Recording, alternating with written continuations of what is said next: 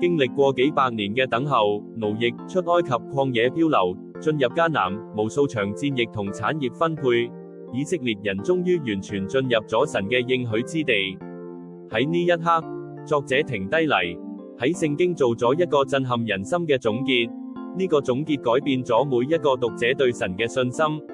約書亞記21章45節記住話，耶和華應許賜福給以色列家的話，一句也沒有落空，都應驗了。唔係大部分應驗，唔係差不多應驗，而係一句也沒有落空。神嘅信實係100%嘅，由古到今，由喺初到永遠，從來冇改變過。親愛嘅朋友，你今日係咪因為某個應許等咗好耐，開始懷疑神係咪真係會做？呢句經文溫柔咁提醒你，神對以色列家所講嘅話一句都冇落空，他對你個人嘅應許同樣每一句都冇落空。可能係醫治、復和、突破屬靈嘅成長，今日就重新堅定信靠他。